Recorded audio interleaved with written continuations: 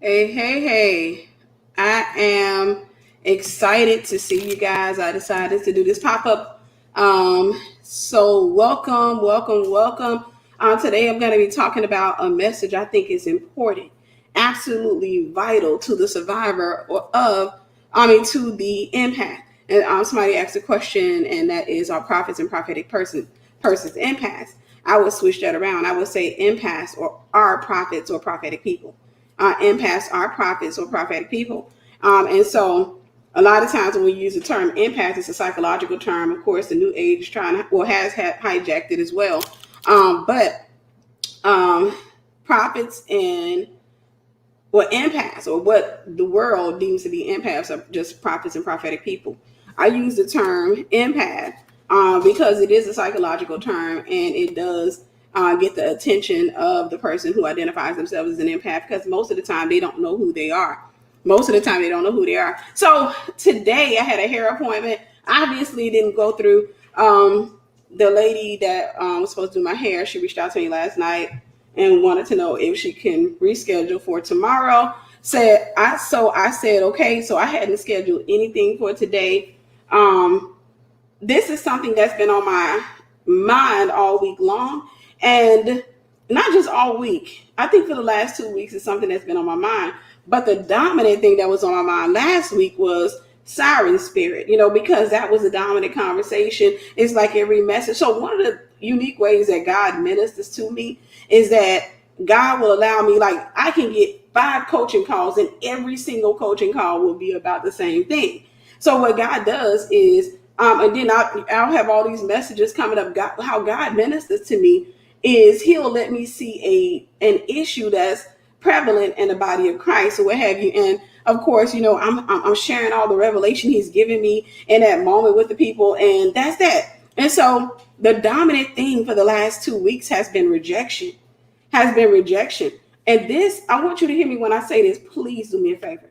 Please like and share this. This is going to be one of the most important messages on rejection that you have ever heard in the entirety of your life. So do me a favor. I want you to like and share this. I want you to like it. I want you to share it. Like it and share it. I'm going to address some things, and I also want you to turn off your offense, because I'm going to say some things that may sound offensive. But one of the things I often tell people, I cannot be controlled by your feelings. I cannot be controlled by your offense. It may dominate and control you, but I cannot allow it to reach outside of you and begin to control me. So I need you to make sure you have your heart positioned to receive what I'm about to teach. I'm going to see if I can share this on my Facebook as well. It's on my fan page, but I want to make sure I share it to my other page as well. Give me a moment. This is going to be, like I said, it's going to be one of the most important messages that you've ever heard on rejection, because quite frankly, I'm really annoyed with the enemy and how he does with people. But I can honestly say, I can be transparent. Sometimes I'm really annoyed with people and how they allow the enemy to do them. Sometimes I'm annoyed with people and how they allow the enemy to do them, because all too often, one of my experiences and one of my encounters as a coach, as a mentor, is that there are so many people under the control of rejection that it's not even funny. And what's amazing to me, and I think this is amazing to any leader, is that you can come out and teach on rejection. You can tell people the tricks of rejection. You can tell them everything that rejection will put in their head. You can give them the tools, but unless they want to be free, they're not going to be free of it. They still going to step into that same trap. They still going to do everything you told them not to do. You can sit here and preach it. So let me say this. Before I move into the message, this message is not about anybody specifically. As an influencer, I deal with thousands of people a week, whether it's by online, of course, you guys coming in and tuning in and listening to the messages. And when I say deal with, I'm not talking about personally. I deal with thousands of people a week when I go live. Not only that, I deal with quite a few. I deal with hundreds. I have over 100 people in my Esther Prep program. Not to mention, we have coaching calls. I get inbox messages from some of you, and so that's that. I deal with a lot of people, and with me dealing with a lot of people, a lot of times I'm going to know situations that those people are in. And one of the things that happens with empaths and empathic people, well, not empathic, but empaths and or prophetic people, is that many times you have dealt with narcissists so much that you become narcissistic. I've talked about that the other day. Let me go ahead and close Facebook out. I've talked about that the other day, and I think it's important for me to mention again. I've met so many people who identify themselves as empaths who are narcissistic in their reasoning. And I came to the conclusion that many people who identify themselves as empaths are really narcissists, or they are narcissistic people. And many times the people that they identify as their narcissists are really empaths or prophetic people. So Satan does disguise himself as an angel of light. In my experience with humans, in my experience with people, a lot of times, some of the people that reach out to me, they will say, thank you so much. And, I'm an empath. I'm a prophetic person. I know I'm called and what have you. And then I got these friends, or I got this spouse, or I got this boyfriend, I got this. And, they are narcissists. And, but in my dealings with them, in their line of reasoning, I see narcissism. Their line of reasoning, I see narcissism. And again, if you happen to be somebody that I've spoken with, I've talked with over, I can't even count. So please don't think this is about you. I cannot walk on eggshells with people. That is not how I am designed. I cannot walk on eggshells and be afraid to preach the gospel. I refuse to do that. I would rather put my mic down than for me to walk on eggshells with people. But a lot of times people that I've spoken with, they will identify themselves as an empath. But in all our honesty, in my encounters with them, they are the narcissist. They are the narcissist, and they think that they are the empath or the prophetic person in the equation. Let me tell you why. Here's the deception. I think the reason that so many people identify themselves as empaths who are really narcissists or narcissistic people is because they are more covert. So it's easy for you to think that if you are a covert narcissist, that you're really the empath because maybe you're soft-spoken. You're soft-spoken. And the impact that you're really dealing with is not soft-spoken. That person is a little bit more dominant. That person has more of a voice. And so for you, in your mind, you think that you are the empath or the prophetic person because you're a little bit more soft-spoken. Because you just sit up there. But no, narcissism has nothing to do with whether you're dominant or passive. It has everything to do with your line of reasoning. It has nothing to do with whether you are dominant or passive. It has everything to do with the way that you reason. And I can tell you who you are based on your line of reasoning. Based on your line of reasoning.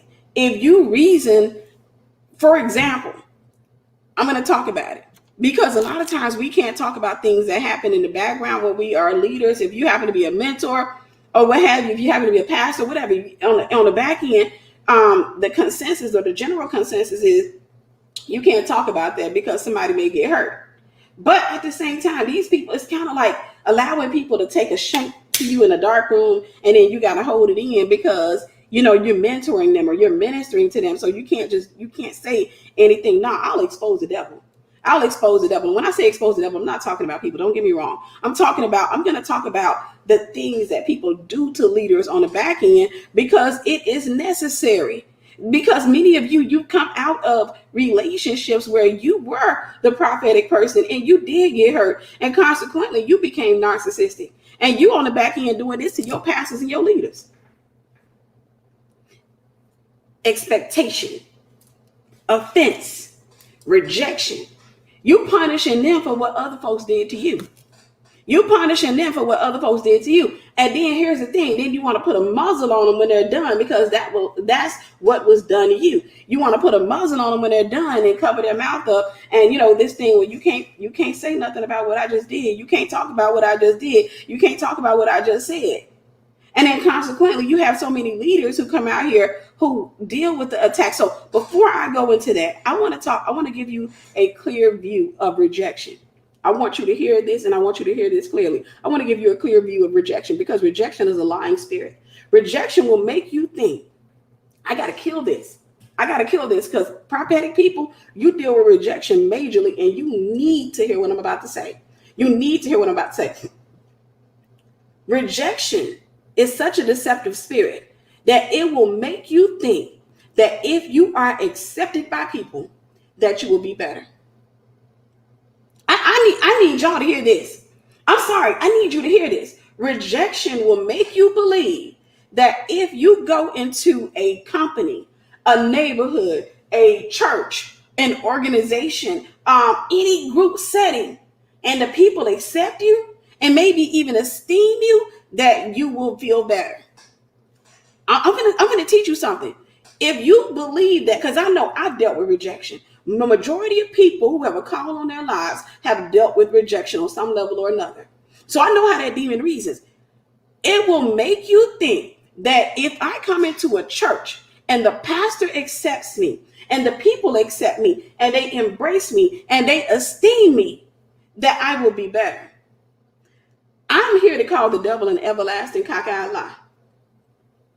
You won't be better, because that's two things you're dealing with that have to be dismantled. There's a demon, there's a spirit of rejection that needs to be cast out, and then there's a system of rejection. You won't be better. Here's what happens, because a lot of times people think that. They think that the cure for rejection is acceptance. I'm going to the scriptures with y'all. I'm going to go. I'm sorry, I got to do this. I'm going to go to the scriptures. I'm going to go from my phone because I don't want to. No, let me go from this window because I think it's faster. All right, give me a second, guys. I know the scripture by heart because it's just a simple scripture, but I want to read it in its entirety.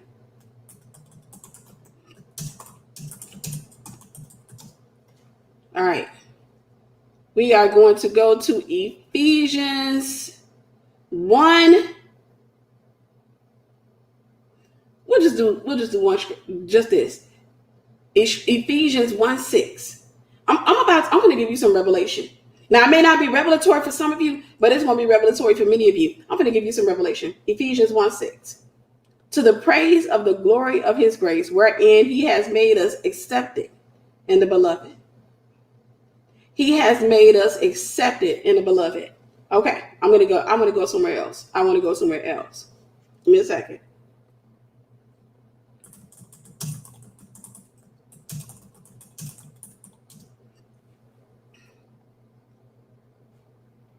And I'm going to read this from the English Standard Version, since I'm going to have to do quite a bit of reading. And right now we in Acts 16. Give me a second, guys. Acts 16.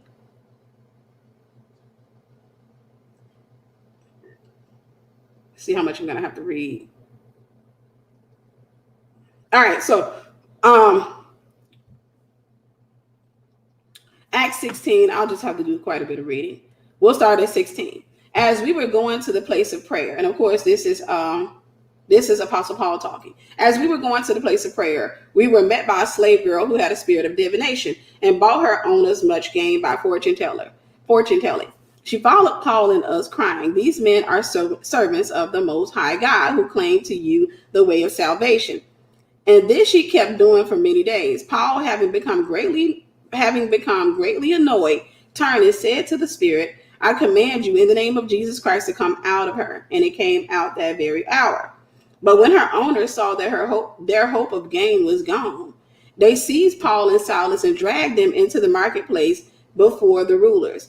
And when they had brought them to the magistrates, they said, "These men are Jews, and they are disturbing our city. They advocate customs that are not lawful for us Romans to accept or practice." The crowd joined in, attacking them, and the magistrates tore the garments off them and gave orders to beat them with rods. And when they had inflicted many blows upon them, they threw them into prison, ordering the jailer to keep them safely. Having received this order, he put them into the inner prison and fastened their feet in the stocks. About midnight, Paul and Silas were praying and singing hymns to God, and the prisoners were listening to them. And suddenly there was a great earthquake, so that the foundations of the prison were shaken. And immediately all the doors were opened and everyone's bonds were unfastened. When the jailer woke and saw that the prison doors were open, he drew his sword and was about to kill himself, supposing that the prisoners had escaped. But Paul cried with a loud voice, "Do not harm yourself, for we are all here." And the jailer called for lights and rushed in, and trembling with fear, he fell down before Paul and Silas. Then he brought them out and said, "Sirs, what must I do to be saved?" And they said, "Believe in the Lord Jesus, and you will be saved, you and your household." And they spoke the word of the Lord to him and to all who were in his house. And he took them the same hour of the night and washed their wounds, and he was baptized at once, he and all his family. Then he brought them up into his house and set food before them. And he rejoiced along with the entire household, with his entire household, that he had believed in God. But when it was day, this is where I wanted to go.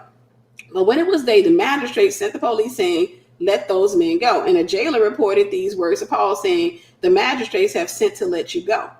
They're trying to release him from prison. "Therefore, come out now and make peace." But Paul said to them, "They have beaten us publicly, uncondemned men who are Roman citizens, and have thrown us into prison. And do they now throw us out secretly? No, let them come themselves and take us out." The prison doors are open. Jesus came to set the captives free, but you got to walk it out. The doors were open for them to come out of prison, but they wanted an apology. The doors were open for them to come out of bondage, but they didn't want it because they wanted an apology. And many people do that because what they want, the issue with so many people is that they want somebody to apologize to them. Jesus came to set the captives free, but a lot of empaths and prophetic people and just believers in general will not come out of bondage because they want somebody to apologize to them. They want somebody, let me see if I can close this so I don't have all these sounds coming in. They want somebody to apologize to them. They want somebody to come and say, "Well, you know what? I apologize for everything that I've done to you." And you will stay in prison. You will stay in bondage with that mentality. You will stay there with that mentality. You are not going to get out. So here's a message I want to give to you. Here's some revelation I want to give to you. Again, many prophetic people, and when I say prophetic, understand that I'm dealing with, if you identify yourself as an empath or what have you, is really your prophet or your prophetic person. The revelation is, many of you think that if I'm accepted by people, you're already accepted in the beloved. You're already set free. God has already given you the keys to your freedom. The doors are open. You got to walk it out. The doors are open. You got to walk it out. But you think that you need the acceptance of people. You think you need the acceptance of people. You need to be accepted by your peer group. You need to be accepted in your church. You need to be accepted by your pastor. You need to be accepted by your boss. You need to be accepted. You think that that's going to cure. It's not. It's not going to cure you. Because what's going to happen is, this is my experience, allowing people, when I was immature and when I didn't necessarily have a full revelation of who I am, allowing people to push their way into my life and even start identifying themselves as friends and best friends, and then come in and they get the acceptance, they get your attention. And I came to learn something about people. When a person has a whole demon, that demon has the appetite of fire. That demon, there is no way that you can give them attention, and all they're going to want is more, more, and more. They can sit there, have your phone number, call you every day, and you accept it. It is the one time that you do not answer their phone call that they're going to accuse you of not being a good friend. It doesn't matter if they go to church, because sometimes when you're dealing with rejected people who deal with rejection. Now, I've dealt with it. I'm not sitting here separating myself from people from that. I'm not sitting here saying, "Oh, you need to come over here," because I'm not doing a social club thing. I'm telling you, this is a mindset that has to be dismantled. The more attention, to those of you who are wrestling with rejection right now, the more attention you get, the more toxic you're going to become. Please don't, Milo. No. I already know he's about to start that barking.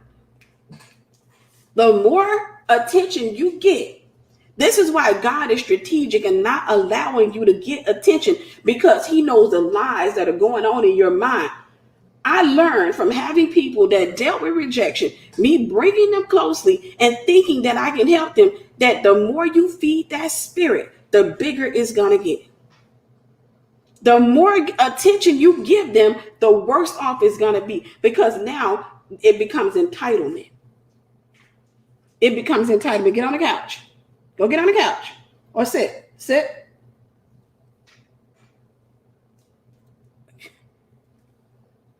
The more attention they get, the more rejected they're going to feel. Whenever you sit back, where my moderators at?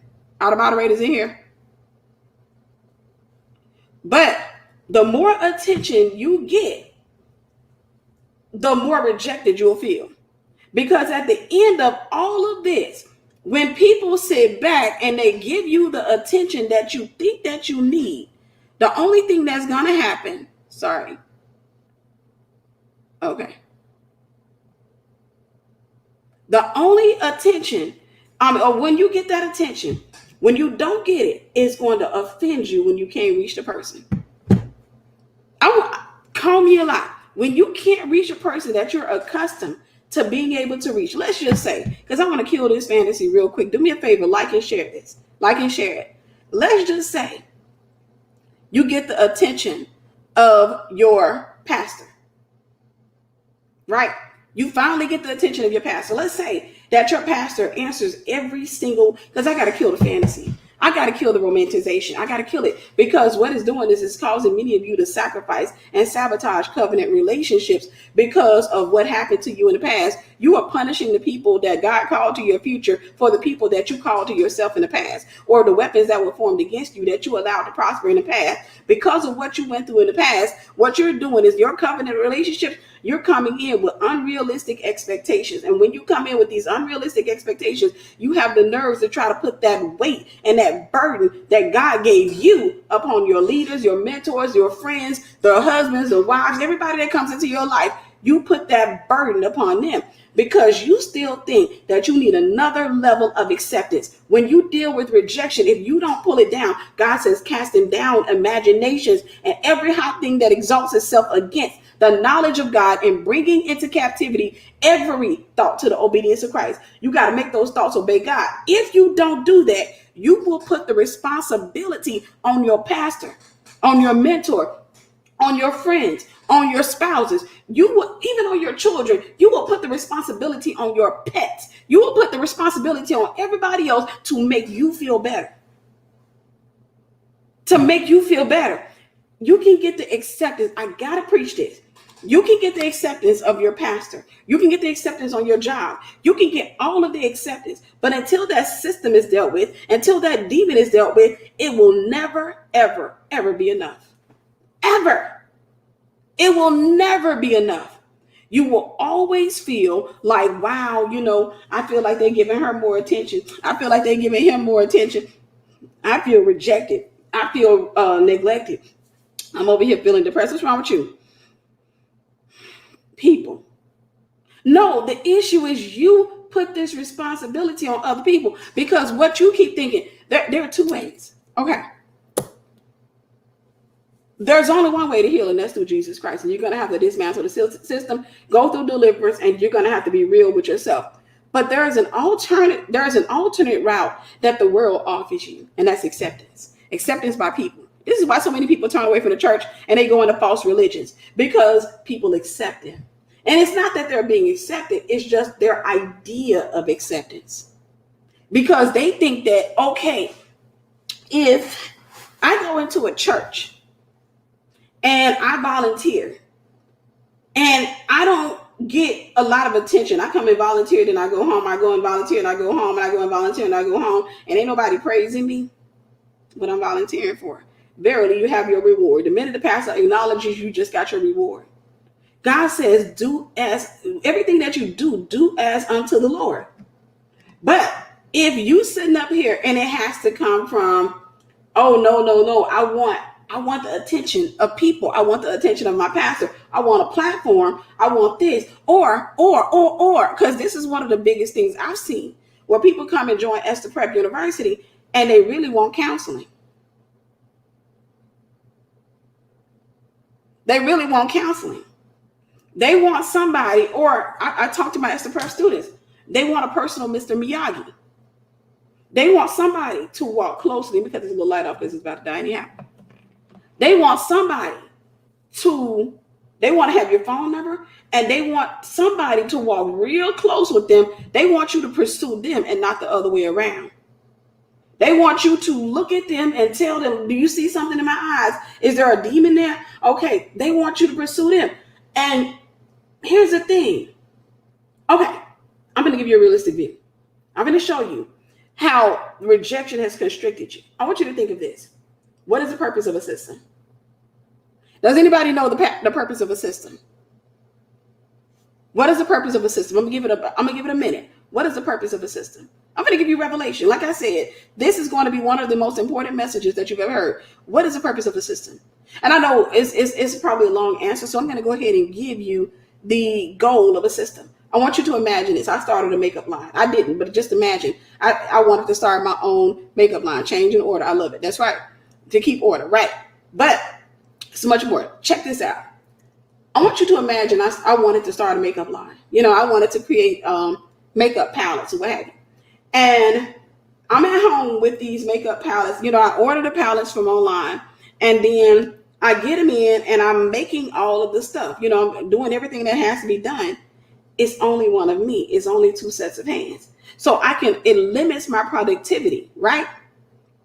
It limits my productivity. I can't be as productive as I need to be because right now, let's just say in my own ability, working 12 hours a day, I'm only able to create 100 palettes. And when I say palettes, I'm not talking about palettes like the wooden palettes. I'm talking about palettes of makeup. The goal of a system isn't, because what that does, if it limits the amount of that I can create, it also limits the amount I can sell. It limits the amount of money that I can make, right? If I don't want to be a small company, then what I'm going to do is I need to create a system that would allow me to mass produce. The goal of a system is called, remember what Jesus said, the harvest is plentiful, but the laborers are few. The harvest is plentiful, but the laborers are few. If there are a few laborers and a whole lot of people, you cannot reserve a laborer for yourself. You cannot have a personal laborer to walk along with you when there are other people out there that are about to go to hell or that are struggling. You cannot have a you cannot have a pastor that you put in your pocket and you limit him to 10 people within his church or her to 10 people within her church because you want personalized attention.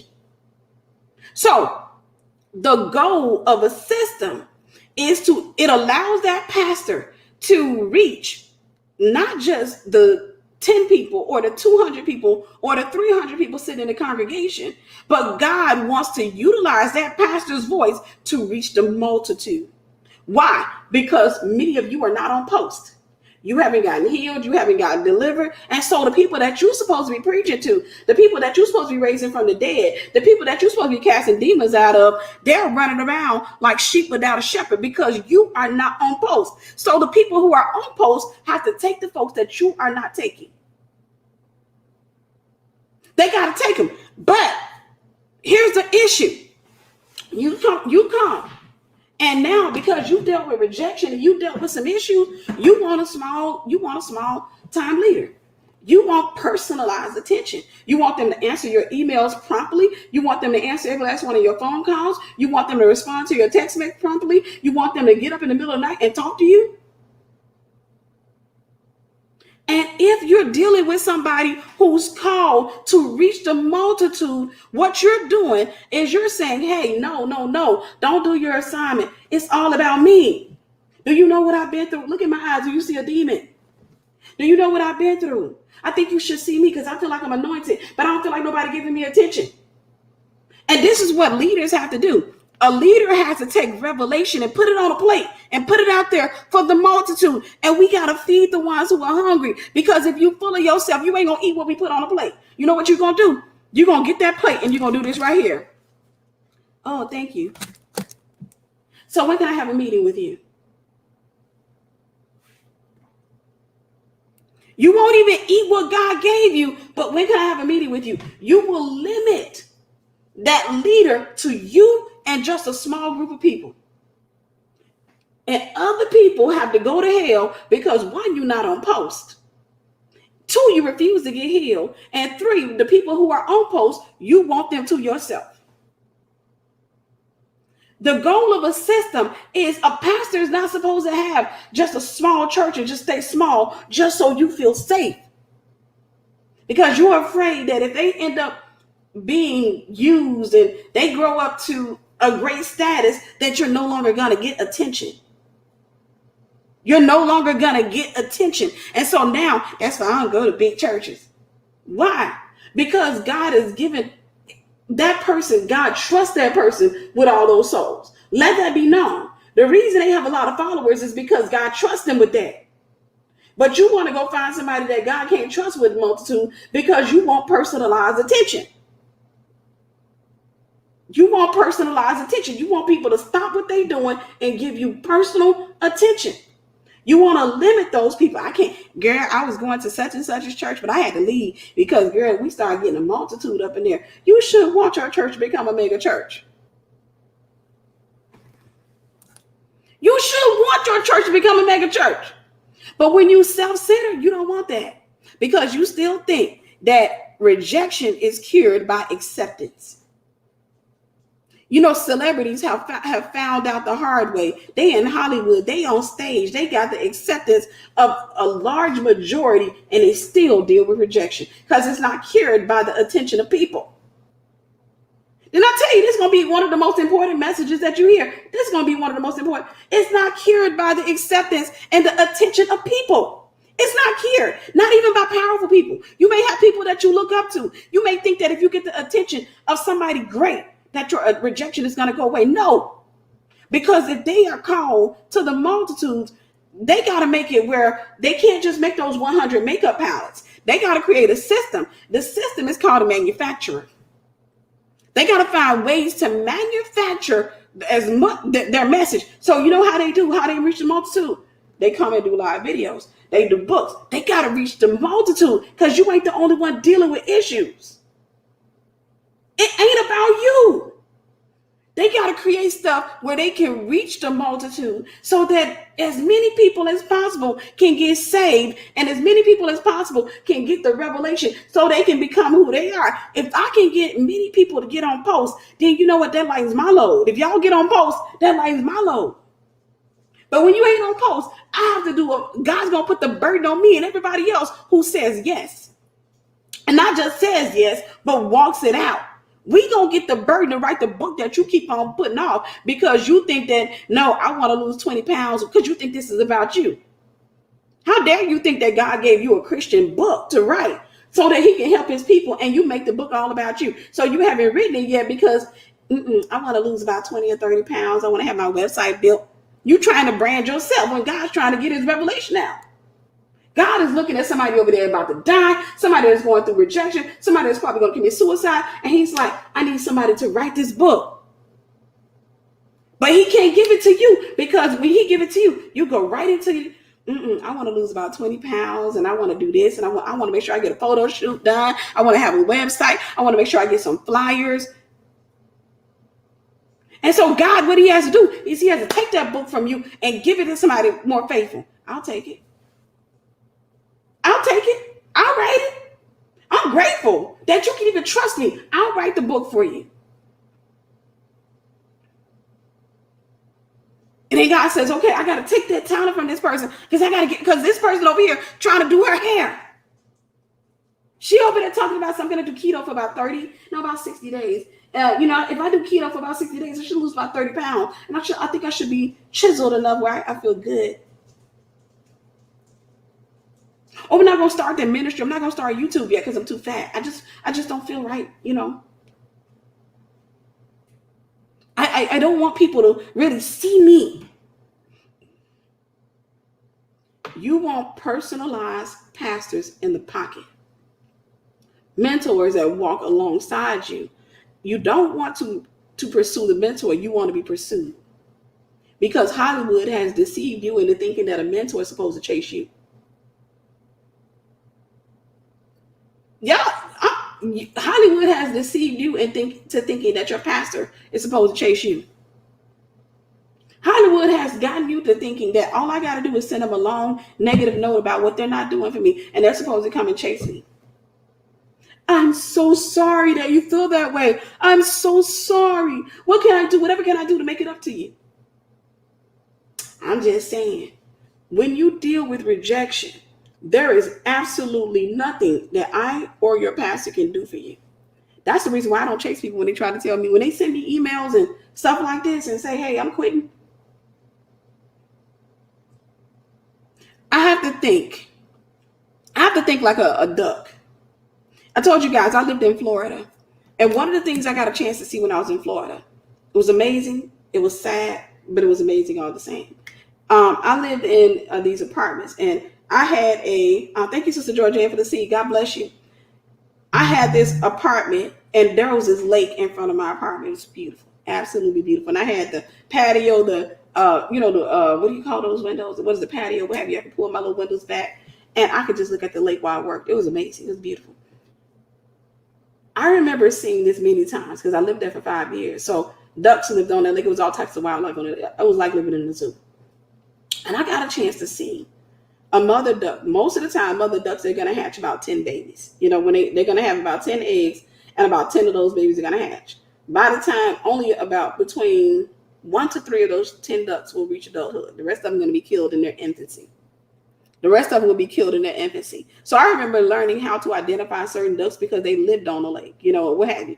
And I would see the mother. I'm like, oh, she had her babies and she didn't hatch her babies. Okay, there they are. Or what have you. I would see her one day. She got all 10 of her babies, little chicken nuggets falling behind her. The next day I see her, she got 6 babies. I remember, I'm an animal lover. I remember feeling like I wanted to go out there and pull those babies off of the river. If I could have taken them and protected them, I probably would have. But there's nothing I can do. You got to just let nature do what it does. But I would see that same mother, maybe a couple of days later, she got 3 babies left. I remember watching one day, it was a mother duck on the lake. And I don't remember how many of her babies. She still had quite a few of her babies with her. And she was on the lake and she's swimming and her babies are swimming behind her. Then I saw one of them get snatched underwater, literally. And I saw the mother, she that's how she alerted her baby. Then she got off of the water. She didn't go under the water to try to take it or what have you. What she did was she started swimming real fast, and the other babies, they swam real fast and they got off the water with her. I remember seeing a mother with a baby that was born with a deformity, and she left her baby behind, trying to save her other babies. I also remember seeing other birds come and take the duck's babies. And many times the duck, she'll try to fly, but then she'll come back to her babies real quick because she can't leave them. One of the things I wondered about that, and then I did research, and I came to discover that the mother realizes that in order for her to protect the rest of her babies, that she has to sacrifice one. Now, thankfully, Jesus will leave the 99 and go after the one, because the 99 are covered in his blood. But she realized that she had to sacrifice that one baby, because if she went and fought and she left the other ones unattended and she went and fought for that one, when she came back, the other ones would probably be dead. They would be chicken nuggets. So her thing was to protect as many of them as she potentially could. And I've learned as a leader that all too often the alternative, or what people give you, is that either you can lose a majority of people trying to cater to them, or you can just go ahead and let them go. They covered by the blood. You got to let them go. You got to let them go, because in order to pacify them, to satisfy them, in order to meet their demands, you got to meet their fantasies, because most people have romanticized the idea of having a pastor or a mentor. Again, most people want a personal Mr. Miyagi. And in order to become their personal Mr. Miyagi, you have to allow, like if you're called to 10,000 people, 50,000, a million people, you got to neglect the rest and give them your attention. You got to neglect the rest and give them your attention. They got to be able to call you. You got to answer every last one of their calls. You got to be available when they're going through stuff. You got to do all of that. So you can't come out and do mass messages like this because you're on the phone with them. See, I'm on a message and there's 291 people on here right now. This is going to reach probably about 10,000 people or more. I have to spend that time that I could have been spending that could have reached 10,000 people. I got to spend that time over here. Now there's 286 here, and then there are more on Facebook. I don't know how many are on Facebook, but we got to spend that time. No, I'm just saying. I mean, I get it. You shouldn't have slept with him.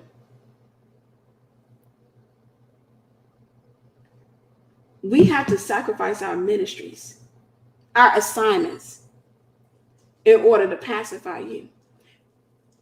Talking to you on the phone is nothing but a pacification. That's it. Let me tell you about a pacifier, in case you didn't know. A pacifier is designed to give a baby the illusion that they're being fed when they're not. All they're doing is recycling their own saliva. Is anybody getting any revelation from that? A pacifier is designed to give you the illusion, or give a baby the illusion that they are being fed. But all you're doing is recycling your own saliva.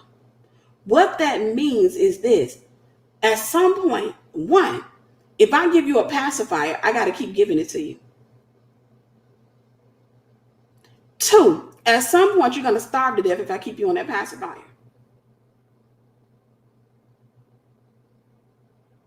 Three, I can't feed you more than you're willing to swallow. I got to get a bottle at some point and put some stuff in that bottle. And it might not be the steak that I ate, but I got to put something in that bottle and I got to give it to you. And if you only drink this much, I can't give you any more because you're going to vomit the rest out. From there, if you show me, thank you, Sister Alexandria. Thank you so much. God bless you, sis. If you show me that this is all that you can take, I can't give you any more than that. Once I give you that, then you know what? You got to go back to the pacifier. But I can't be your pacifier. I can't be your pacifier. What does that mean? I can't be on the phone with you every time you get a headache, every time you get offended, every time somebody talk about you, every time somebody reject you. I can't be on the phone with you. I can't. Even for those of you who choose, like I got people in Esther Prep. I have quite a few people, over 100 people in Esther Prep. I praise God for them. The majority of my students know my heart. They know my spirit. They get it. Occasionally, I still get people that come up in there who get offended because I don't like their post or I don't respond to their post. In an entire group of over 100 people, and they are responding to each other's posts, but because I don't stop personally and respond to their posts. Unrealistic expectations. You responded to such and such. Maybe I was available. Or maybe her post didn't require me to do a whole dissertation. Yours did. Rejection will cause you to sabotage every covenant relationship because of the relationship that you built in the past that God didn't call you to.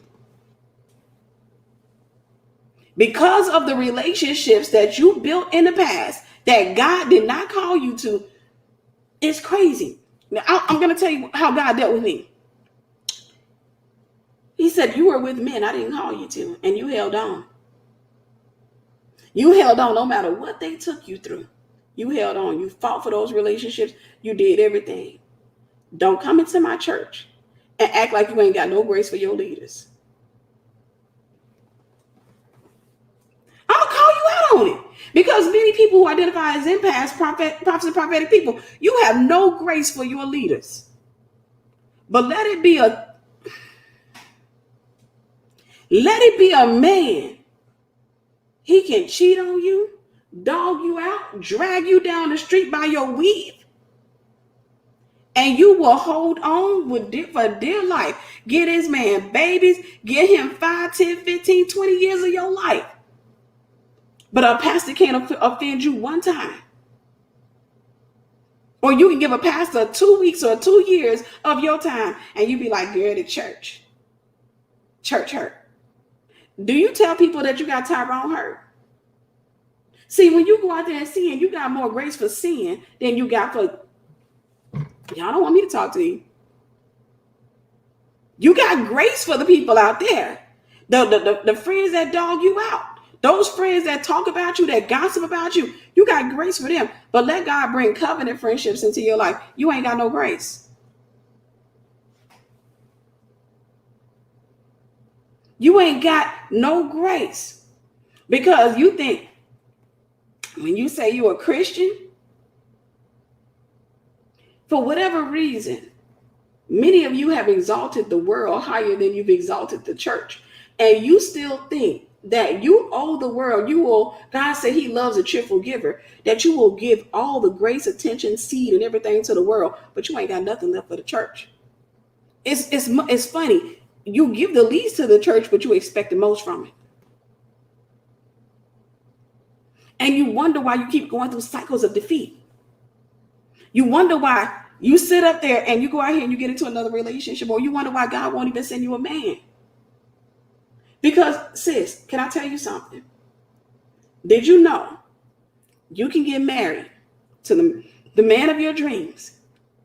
He can accept you. He can be faithful to you. He can provide for you. He can love on you. But did you know you're still going to deal with rejection? Do you know that you're still going to feel unsatisfied with him? Did you know that? Because I'm trying to get you to, I want to give you a realistic view of rejection. Rejection is not cured by being accepted. You are already accepted in the beloved. You are already, the prison's doors are open. Now you got to walk it out. Now you got to get up and walk out of there. You're already accepted by the Most High God, but you want the acceptance of people. And when people give you the acceptance, when you're dealing with a spirit of rejection, it will never say enough. It will never say, all right, that's enough. No, because those people that accept you, they got to give you more and more attention. I've dealt with some rejected people. And I'm going to tell you something. Don't answer their phone call. See what happened. When you do call them back, they pick up that. When you do call them back, they so offended that you miss their calls. They hit the hang up button on you. And you know, because it didn't even ring. It rang like once and then it go to voicemail. They hit the hang up button on you. I want to answer my call.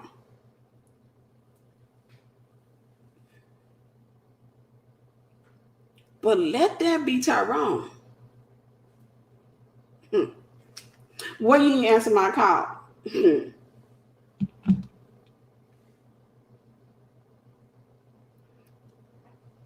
You cannot.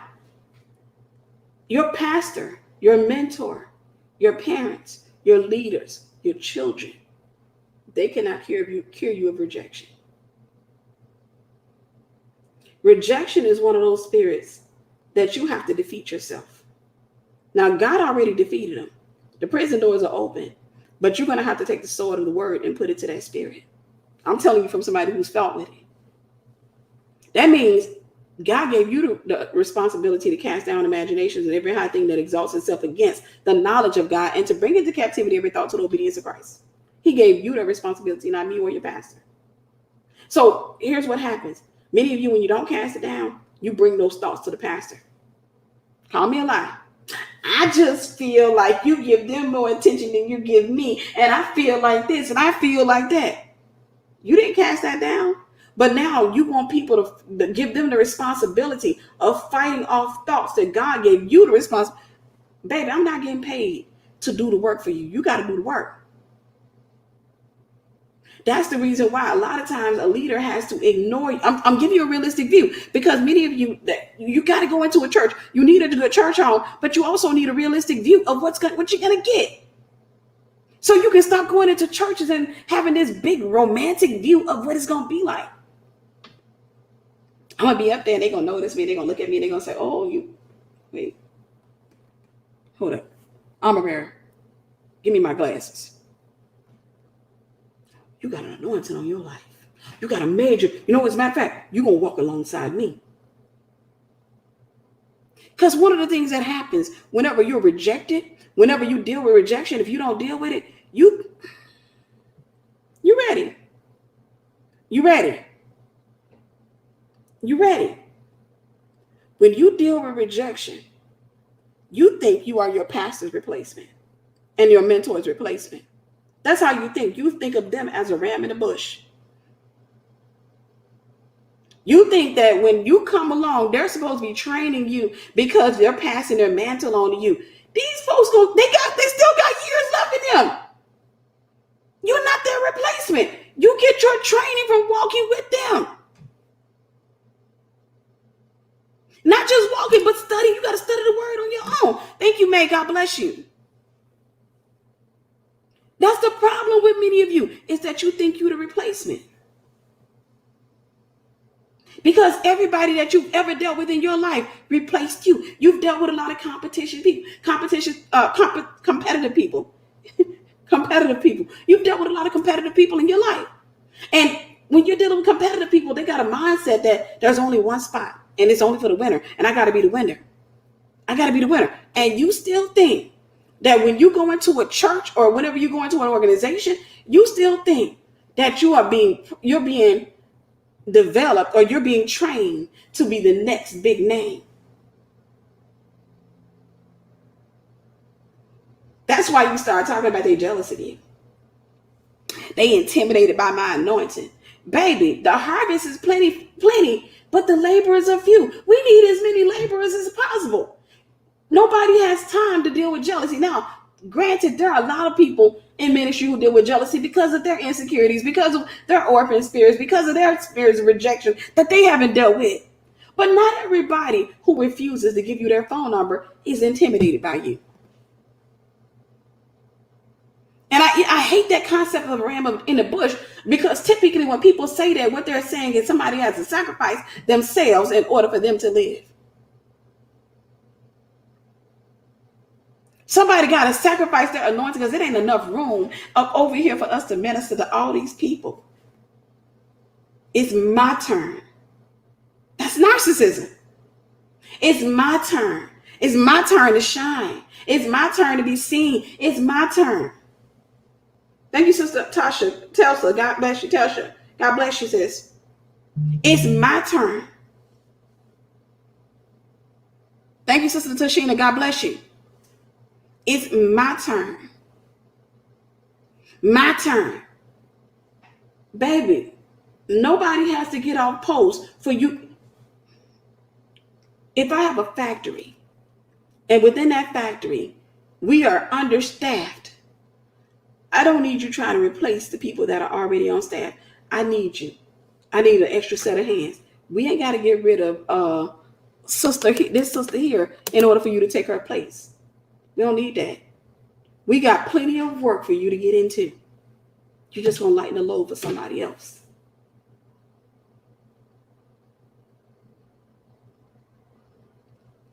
I'm trying to give you a realistic view of what it means to be mentored, to be led, to be pastored, so that you can't keep running yourself out here, sabotaging covenant relationships, and then claiming to be the victim when you're really the predator.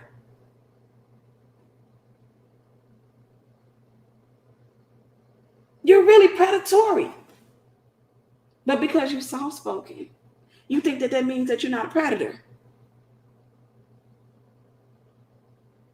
Because you're really docile and you're quiet. No, you're still predatory. And if nobody tells you that, you continue to be predatory, and then you lay in your bed and cry at night and tell yourself that you're the victim. And you wonder why the Most High God don't respond. These people out here, God, they ain't no good. These pastors, these leaders, these mentors, I'm trying to tell you, ain't nobody got me. Have mercy on their soul, God. And in essence, really what you're wishing is that they go to hell. Because they didn't stop their ministry or their assignment to come and pacify you. Many times when I deal with people who identify themselves as empaths or prophetic people, they're really narcissists or narcissistic people. You will essentially become what hurt you. And when we talk about the narcissist, what did I tell you what the narcissist is? It's a Jezebel spirit. And Jezebel likes to distract the prophet or the prophetic person. They're time-wasting spirits. They got to waste your time. Everything got to be about them. It's got to be about me, my feelings, my situation. Did you know that I went through this? And, I'm going through this. You ain't the only one. While you mad, thank you, Sister Sherelle. God bless you. While you mad because your mother mishandled you today, there is somebody out there that's got a gun to their head. But you would rather me give my attention to you and talk to you about the fact that your ex-boyfriend, for example, you weren't supposed to be on his profile. Because you won't heal, you won't forgive, you won't let go. You went and got on his profile. And now when you get on his profile, you want me to be on the phone talking to you because you done got triggered. I'm not gonna lie, Miss Tiffany. I was up and I was just bored last night. And I was just, and I know it was the devil. I know it was the devil. I had this random thought. I know it was the devil. But, I was wondering what Tyrone was doing. I had this random thought. So I just went and checked his profile. And Miss Tiffany, I've been okay, right? I've been fine all the way up to this point. I've been good. And I went and checked his profile. And I saw pictures of him with his new girl. And it was that girl. I knew he had cheated on me with her. I knew he was with her, Miss Tiffany. And I don't know why it hurt me because I thought I was over this man, but I'm not. I'm not, Miss Tiffany. I'm not over him. Baby, there's a whole person over there ready to commit suicide. Don't you think I should go live and help them? Well, instead of helping you deal with a doggone soul tie that you can come out of. But you still think, I'm going to say this. When you are an empath or when you're a prophetic person, prophetic people they easily become Ahabs. And when you are an Ahab, you so used to having a Jezebel that you can have a codependent relationship on. You're not used to doing the hard work on your own. You're used to having somebody to come and fight your battles for you in exchange for your authority, your voice, and your potency. You're used to that. So when you're on the phone, you want somebody to fight this battle for you. Wouldn't it be, sis, wouldn't it be more, wouldn't it be better if I was live teaching? Wouldn't it be better? Because when I'm live, I'm dealing with somebody that's about to commit suicide. Their life is being saved. No, I got to be on the phone with you telling you to stay off Tyrone's profile. Well, sis, you brought this upon yourself. I know, but then I went on his girl's profile and Miss Tiffany, what bothers me? She got double D's, and I'm a B cup. I think I'm okay, but she's got these double D's, and I'm just like I can just imagine him, and he's over there and he's having fun with her and all of that. Your issue, many of you, is that you won't heal. Healing is not going to come through your acceptance. Healing is not going to come through you getting the attention of the pastor. Healing is not going to come through you getting in a position of power. Because some of you still think that I need to go up here and they need to recognize my anointing, give me a position of power. No, baby, that's not you that want that power. That's that spirit that want that power. Spirits want as much power. They want to ascend the ranks. Rejection will tell you, if you get noticed on your job and if you became supervisor, everybody on the job that ever rejected you, that ever talked about you, that ever rolled their eyes at you, that wouldn't allow you into that little bitty circles, they're going to be looking stupid in the face. Rejection will tell you that if you go to church and you get in a position of power and you're up there and they give you the mic and you up there, I don't say, that everybody's going to look at you and they're going to envy you. Now everybody wants to be a part of you, and now you have the power. You got the juice now. And if you were given that power, you're only going to hurt people with it. That's all you're going to do. Why do you think half of these supervisors that y'all dealt with are narcissistic? When they got empowered that they weren't responsible enough, they weren't mature enough to handle. You give an immature person power and watch them become a witch.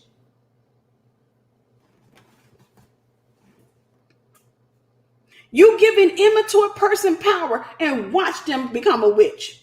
Watch them start moving like a witch. That's why that lady on your job walking around and she's so intimidated by anybody who's doing good on the job because she's afraid that her position is going to be taken from her. So she starts doing everything to get you fired, everything to destroy your morale. She got accepted. She got the position. You would think that she should be okay, right? No, rejection is not cured by acceptance. It's not cured by that. She will have that position and she will use that position to hurt people with it. Why do you think God won't promote her? People can promote her, but God won't promote her. Because God knows what she'll do. God knows that spirit of rejection wants power so that it can see what she's going to do. She gets into a position of power and what? She starts spreading the spirit of rejection around because demons want to reproduce themselves. So now she's walking around a job like this. Head in the air, rejecting everybody except for the folks that worship at her feet.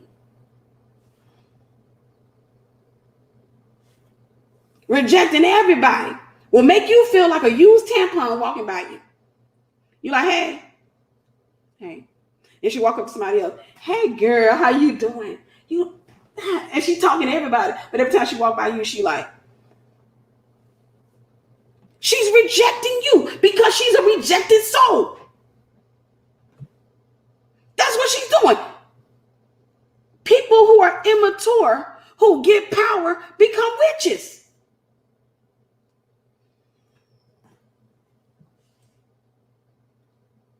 Or they become witch-like. Witchy. Because they're not mature enough to handle that power.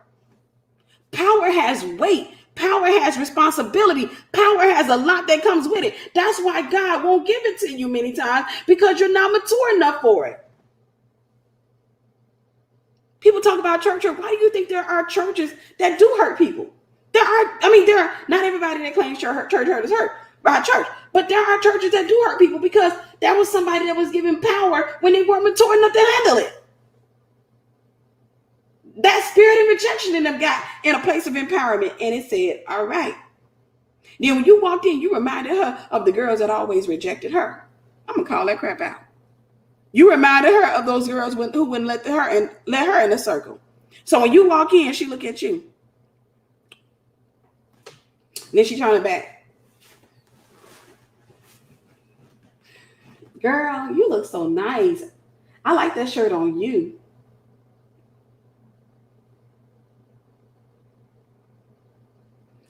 I'm saying that so you can stop chasing power, you can stop chasing platforms, and you can stop chasing people. If I reach 2 people, God, I've done my job. If I reach 2, if 2 people change their mind because of this message, I've done my job. If 2 people change their mind, you're not going to get healed by acceptance. You can get on a platform in Hollywood. They can do a Brazilian butt lift on you. You can have a body better than the Kardashians. You can end up having all types of surgery to your face and become perfect. You can have the perfect hairstylist, the perfect makeup artist. You can have the perfect clothes, custom and tailor-made. You can have the acceptance of everybody in the world. But as long as you have the spirit of rejection, you will never, ever, ever feel satisfied. You will look at your perfect Brazilian butt lift and say, I need more. Why do you think Michael Jackson kept cutting at that nose? That spirit will never say enough. It will never say I'm satisfied. It will never say you're good enough. You will never hear that spirit say, this is why you get it cast out. Then you got to deal with your system rejection. You got to cast that thing down. You got to break it down piece by piece. How does that look like?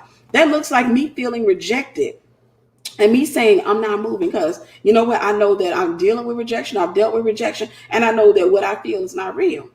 This is not right now. I'm just feeling this. But you know what? I know God called me to this pastor. God called me to this church. God called me, so I ain't moving. I'll deal with it. And yes, I can see actual facts. I can see, okay, well, maybe the pastor does have a favor with this person. But you know what? I'm still not going to move. I'm accepted in the beloved. Sometimes the revelation that God wants to give you is this. Stop wanting the approval and the acceptance of people. Just because people don't give you the attention that you want don't mean that you need to leave your church, or that you need to leave your job, or that you need to leave your family, or whatever it is. Sometimes the revelation is sit still and stop vying for their attention and chase the Most High God. God wants to heal you, but your healing is not going to come through people accepting you. It's not going to come by you finally having a blossoming and an expanding YouTube channel and all of these great things, and people are finally looking at you and they're saying, oh, wow. It's not going to come from there. There's no amount of money, acceptance, or power that will cast that demon out of you. There's only one power that's powerful enough to cast out demons, and that is the power of the Most High God. Thank you, Sister April. God bless you. Thank you, Sister Sherelle. I'm not sure if I said anything, but thank you, Sister Sherelle. God bless you. It's only the power of the Most High God. There is no other power in this earth. There is nothing that you can do. I'm telling you this because people get, and the thing about rejection, I've dealt with it, is that no matter how much you get, it will never say enough. You will never get to the point where you say, I think I'm rich enough. I think I'm pretty enough. I think I'm bodied enough. I think I got that. You will never get to that spot. That's the reason why when I realized that there is no satisfaction on this earth outside of Jesus, when I realized that, I realized the things of this earth really have no power. I stopped thinking of that I needed to get all of this stuff. I stopped thinking that, okay, if I got the house and I got the car and, I had this and I had that, everything. Nope. Why do you think people get all the money? They become celebrities and they still commit suicide. I'm giving you a revelation that they got into. They committed suicide because they had the revelation, but they didn't know what to do with it. I'm telling you what to do with it. You got to chase God, and you're accepted in the beloved. And it's going to take time for your soul to really, truly embrace that, because you got to fill your soul up with the word of God consistently, daily. The type of people that annoy me are the ones who don't want to read their Bible, the ones who don't they don't pray like they should. They don't read their Bibles like they should. They don't go to Bible study, but yet and still, those are the ones who demand the most attention from the pastor or the leaders. Here, you read your Bible? Oh, thank you so much for the brand new Bible. That is so nice. Can we go to lunch?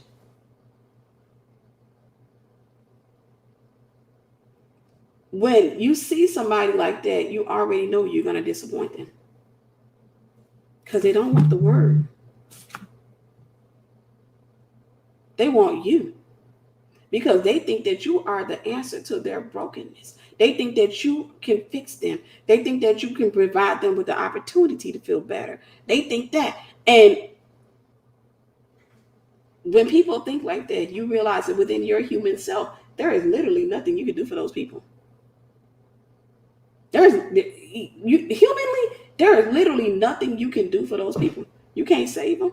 You can't deliver them. You don't have that power. All you can do is give them revelation. I can't give you my attention because I'm called to many people. I can't become your personalized mentor in the pocket.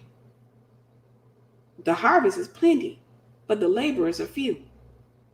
I can't come off post as being one of the laborers so that I can come behind your little bubble and sit there and be your personal Mr. Miyagi.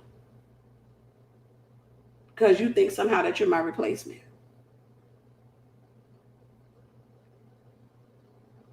You think that I'm supposed to be in the bubble, just sacrificing myself, sacrificing my assignment up in your bubble, telling you, but you're going to have to forgive them. I know. I be trying. You got to get over the spirit of offense. You always coming for my neck, Miss Tiffany. Okay, so what should I do? Well, obviously, I can't go live on YouTube anymore. I can't do anything because I'm now your personal teacher and everything and what have you. So I think you should start a YouTube channel. You think I should? Mm-hmm.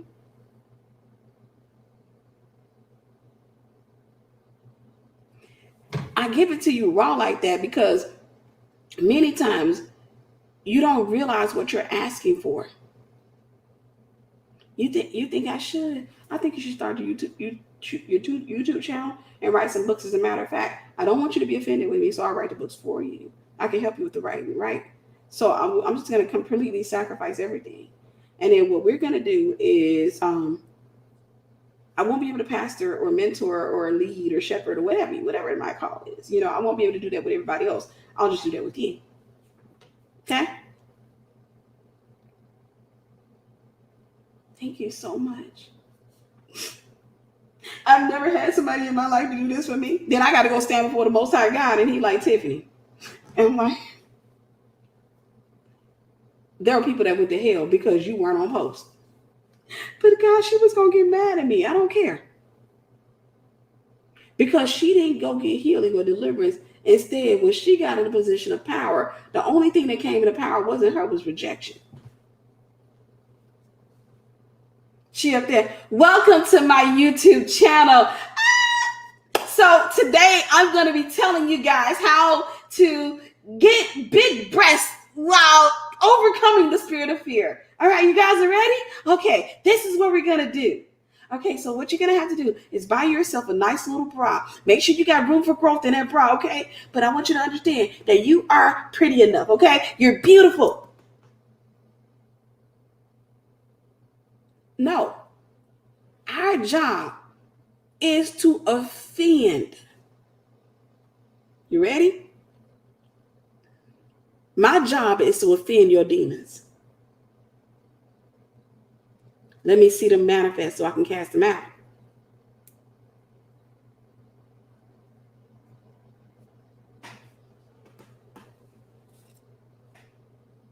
My job is to offend your demons. That's my job. My job is not to sit there and pacify your rejection. Because remember what a pacifier does. Pacifier only allows you to recycle your own saliva. My job is to not give you the attention that you want.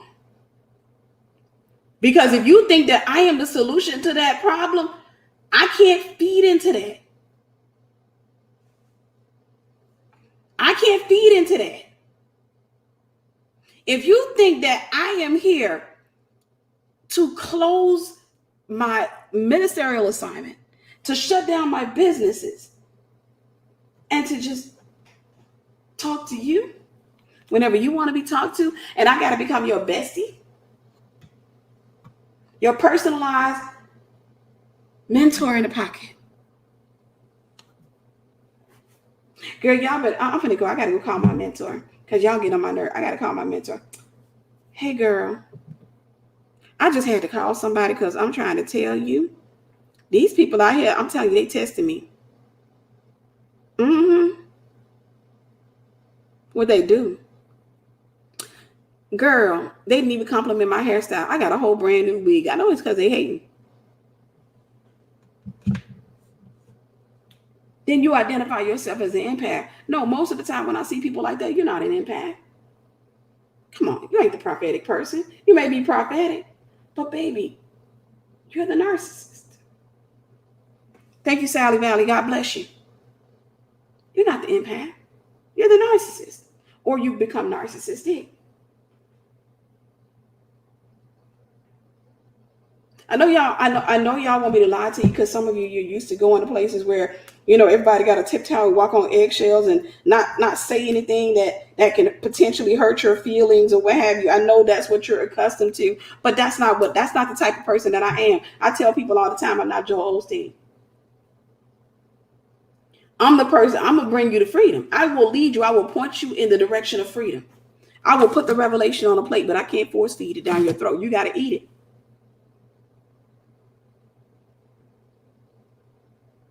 You got to eat it. If you come to this channel, you can't come to this channel wanting milk. I got to put it on your plate, but you got to eat it. I got to kill this romanticization because I want you guys. Remember, my job is to call you out of the caves. Whether you are in church or out of church, because you can be in a church, in a cave. You're a prophet or prophetic person. You need to be on post. We need you on post. But my job is not to take you and then listen, I'm sorry. I'm not a puppy dog. I don't have 8 breasts to feed. I don't have multiple breasts where I can have a bunch of y'all just feeding. Okay, you take this, you take this nipple right here, and you take that nipple right here. Can we get some more nipples up in here? No. I got to give you meat. Either that, you better have some strong gums. You better have some strong gums. You got to come in here ready. You got to come in here wanting to change. Can I say this? You got to come in wanting to change, not wanting to change me. I'm going to say that again. You got to come in wanting to change, not wanting to change the pastor, the leader, or the mentor. You can't come in trying to change me. Tiffany, I feel like you the type person, you be teaching it, but you all, and I don't want, why are you trying to change me? Why are you not just sitting there and noticing your own triggers and saying, I shouldn't be triggered by this. This shouldn't bother me. You know how many times I get reached out to in a week by people trying to change me? Off of who? YouTube? Negro, I don't know you. I don't know you. I got a pastor. My pastor is going, I'm accountable to my pastor. If I took instructions from everybody, I'm not a people pleaser, y'all. I'm sorry. I'm just not that type of person. I really don't care to have friends that mad. I'm just not that person. That's what makes me potent, because I really don't care. I love you. I love God's people, and I want to see. But I'm not that person that wants your acceptance. I'm just not. I don't live for that. And sometimes I've had people that sow made. I've had people that were consistent in sowing big seeds into me, and then they come to get surprised because I don't give them the attention that they want. Because I'm not up for sale. If you sow a seed, do it as unto the Lord. Because you want to see what I'm doing expand. Don't do it because you think that that's going to get my attention, and then you'll be able to control me and tell me how to preach on YouTube. Sorry, you will get the surprise of your everlasting life. You reach out to me talking about some tipping. I just feel like when you're preaching, I just don't like it when you, when you wear those shirts and you're always keeping having to adjust. That annoys me. Get over it. I won't respond, or my response is going to be get over it. Then you be running around talking about they won't deal with the church right now. No, because you're used to people trying to control you, so you try to control the people that are called into a position of leadership in your life, because you feel like if you can control them, then you feel like they can't leave you. We're going to talk about rejection right now. That's why you want to control me. That's why you want to control other people. I'm going to tell you why you got this desire to control your pastor. You want to control what comes out of your pastor's mouth. You want to control what comes out of my mouth. The reason you feel that way is because you feel like if you're in control, then I can't leave you, or your pastor can't leave you. That's what rejection does. Thank you, CB247. God bless you. That's what rejection does. It makes you want to control people. It makes you want to control people. It makes you feel like if I can get people and I can control them and I can tell, then they can't walk away from me. Then they can't leave me. They can't disappoint me. They can't hurt me.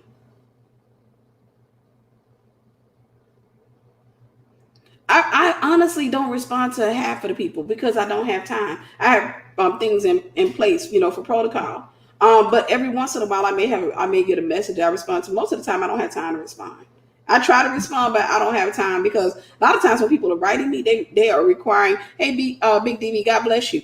A lot of times when people are writing me, they are really wanting coaching, and they're not wanting to go through the coaching process, so they're trying to go through a back door. Empath, prophetic person, whenever you deal with rejection, trust me when I tell you, you are right on the edge of a Jezebel spirit. Meaning that narcissism is going to be there. The narcissist is the Jezebel spirit. And yes, an empath can have a Jezebel spirit. A prophetic person can be filled with the Jezebel spirit. You're going to try to control people. You're going to try to control people. You're going to be trying to tell people what to do because you are afraid. When you have rejection, it's going to open you up for a second spirit called the fear of rejection. Okay. There are four spirits that every empath, the prophetic person, needs to be aware of. Rejection, the fear of rejection. Those are actually two different spirits. Abandonment and the fear of abandonment. Those are two other spirits. Rejection, the fear of rejection, abandonment, and the fear of abandonment. If you go into a church, I'm going to give you a revelation of rejection. If you go into a church, if you don't get healed from rejection, let's say you start to value your pastor in your church. What's going to immediately come after you then is fear.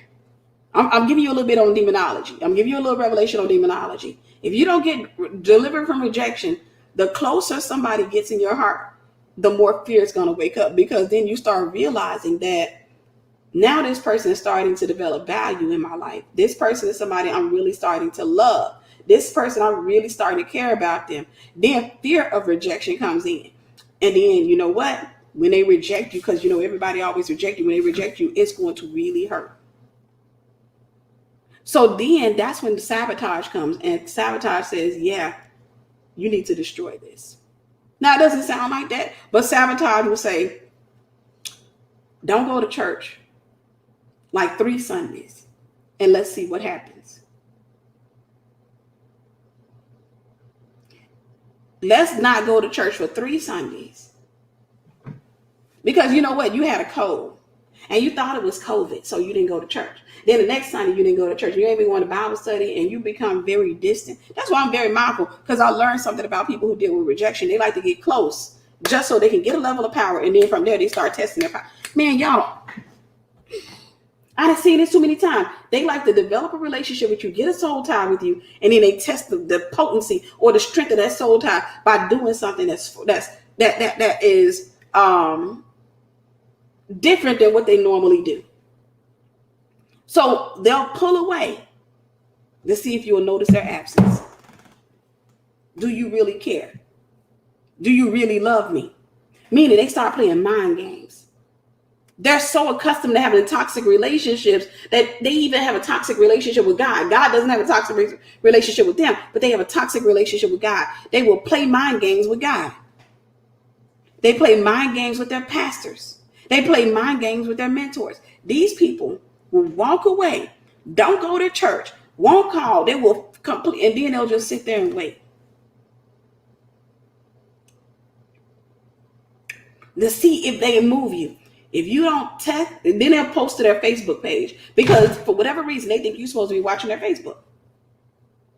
They'll post to their Facebook page, have been feeling down lately, depressed. But you know what? I'm overcoming. I thank God for the people that are in my life that have reached out to check on me, because they think for whatever sick reason that their pastor's supposed to be, oh, I haven't seen her at church. Let me make sure. Oh my God, I'm so sorry.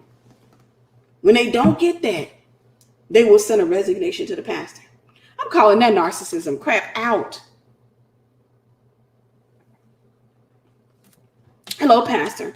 I'm sending my resignation to your church because for the last 3 weeks, I've been dealing with stuff. First, I was sick. I thought I had COVID. Thankfully, it wasn't that. I dealt with depression. I was dealing with this. I haven't been to church in 3 weeks and nobody reached out to me. Nobody reached out to me, pastor. Nobody. And it's like, okay, how y'all call yourselves Christians? You call yourself the body of Christ. And even when they send that note, I'm going to call that devil out. Even when they send that note, in all our honesty, it's a note of accusation. The Bible calls Satan the accuser of the brethren. So when you start to accuse, honestly, you have not matured. You have not found revelation to the point the finger points back at you. There's a full circle. The circle will always come back to you. When you can look and say, why do I feel like this? Why this is natural, this is normal, this is ungodly. But instead, when you point out to other folks, accuse of the brethren, accuse of the brethren. Pastor, I feel like y'all this and what have you. And then none of the leadership team, nobody reached out to me. Nobody cared about me. And my friends in the world, they reached out to me. They wanted to see how I was doing, but then nobody else in the church reached out to me. Why didn't you reach out to your church and say, hey, I'm going through some stuff? Nope.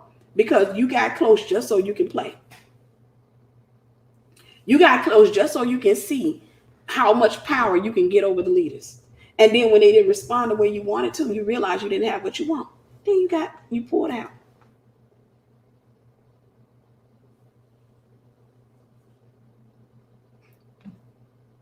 They didn't text me. They ain't called me. Nothing. Post up a story to Instagram. Constantly checking.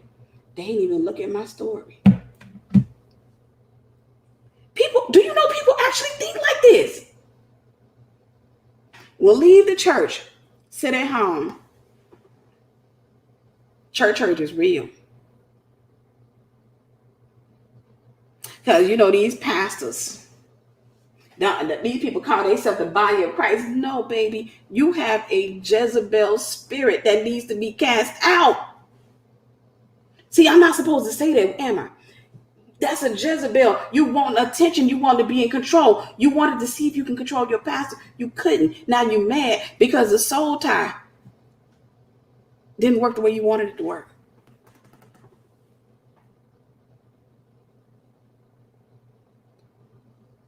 Now you sit up there like, then you go into another church and you pull that same stunt. Now, in the next church, y'all want me to call it out. In the next church, you get a little bit of attention when you first walk through those doors. Because you go up to the, you do in that church what you wouldn't do in your church. You go up to the front. So they see you. And, they prophesy to you. They pray for you and all that. This is the church that God called me to after all. Hallelujah. This is it. Thank you, Jesus. Then you bring all that false expectation, them unrealistic expectations into that place. When you don't get all the attention there, when you go up there, first you want to, I'm calling it out. How can I help around here? Can I volunteer? How can I help? And you're over there serving. Because really, your serving has something on the other end of it. It's called bait. You're not doing it for the right reason. You're not doing it for the right reason. After a year or two, I just don't think, honestly, I don't know if I agree with Americanized Christianity.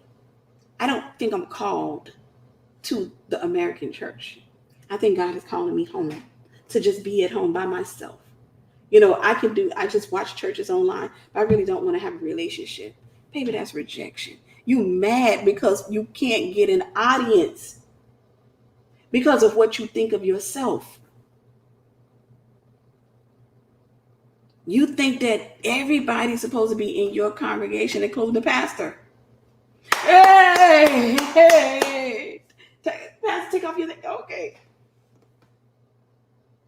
And you didn't get that. So because you didn't get that, now you walking around. Now you're over there burning sage. Talking about some your aura.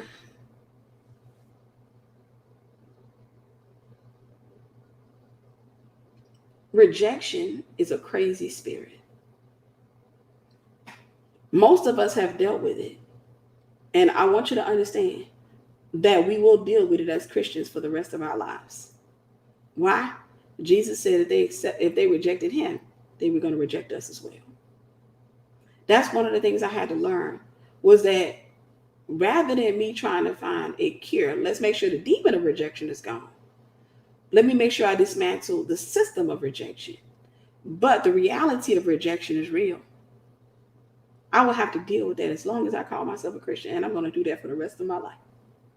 Which means that I have to master that thing. I got to master it. And I'm telling you, you got to master it. That means that you got to be able to go into a place and feel all of the rejection. And if God didn't tell you to come out, you don't move. Yes, that includes your jobs. That includes your churches. That includes your families. If God didn't tell you to move, you don't move. If God sent you in, you don't come out just because of your feelings. Prophetic people have a major problem with making their feelings their God. You got a big problem making your feelings your God. Well, girl, I felt like I just needed to come up out of there. I just felt this. Because what's in you wants to be worshiped. Demons want platforms and they want to be worshiped. What's in you wants the worship of everybody. And the more power a person has, if you got a spirit in you, the more that spirit is going to want that person to worship him. Even when you get married, it won't be enough. That man, he will never give you enough attention. It will never be enough. Never, never, never.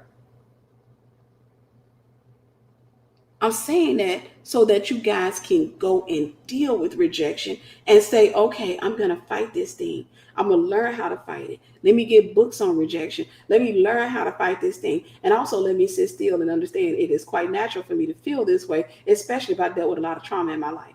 I am completely aware of the fact that I've dealt with a lot of trauma. I dealt with some major trauma in my life. I dealt with some astronomical trauma and rejection. And because of that, I am completely cognizant of the fact that there will be times in my life that I may feel something, but I need to pray about that. And I don't need to move. And it ain't the people, and they didn't do nothing wrong. It's my own perspective, my own expectations. And so those expectations need to be dismantled. So I ain't moving. I'm going to sit there and I'm going to pray. I'll cry and I'll pray. I'll complain within myself and I'll pray, but I ain't moving. That's because I want everything that God has for me. And I want you to have everything that God has for you. Realistic view of rejection. Then I'm going to close because I think this is long enough. If you really, I know you say you're an empath.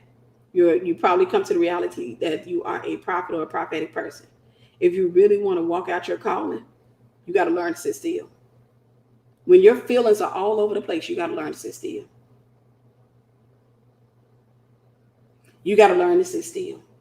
When your feelings, even when you come on my channel and I do something that annoys you or offends you, you still got to learn to sit still. Because my job is not to stop doing what annoys you. My job is to keep annoying that thing until you say, I don't want it anymore. And let me say this. Let me hit this real quick. You got to stop thinking that once you complain about an issue, that me or anybody who has any platform cannot teach about that issue. You can't book a coaching call with me and talk about, I was fornicating last week. And now you think I can't preach on fornication for the next 2 weeks because you're going to think it's about you. Or you sit up there and request a meeting with your pastor. And this woman has been working on a sermon, and they got a series and everything that they put together, and they want to talk about the spirit of rejection. And then you want to have a meeting, you talk about, so I've been dealing with a lot with rejection lately. And now you expect them to throw their sermon away and preach on something else because you just got them talking to. I'm telling you, these are real things that people do to leaders. Everybody want to talk about what pastors do to them, or all the church. This is stuff that people are doing to their leaders. This is stuff that people do to their leaders. You got so many people that are coming around trying to control the pastor.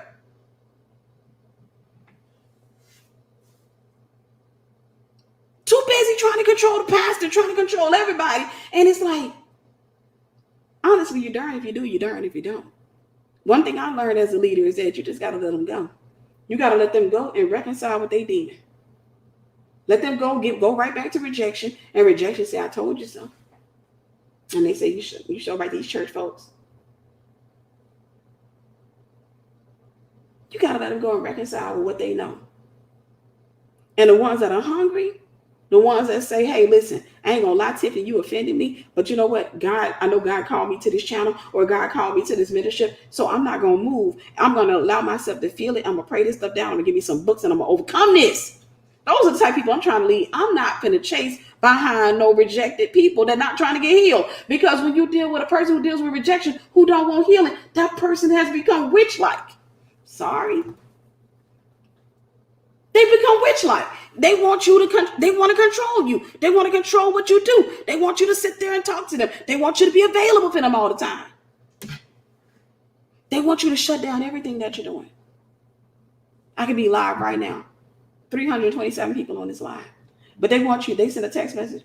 Oh, guys, I have to go. I just got a text message from somebody. She deals majorly with rejection, and I really don't want to offend her. Hopefully she's not on this live. If you are, I really suits it.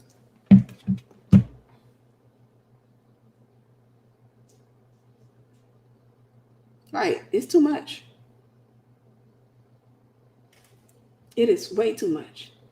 The harvest is plentiful, but the laborers are few. Stop trying to control the laborers. Stop trying to control the laborers. They're not going to respond how you want them to respond. They're not going to preach how you want them to preach. They're not going to mentor or lead you how you want to be led, because what you want ain't what you need.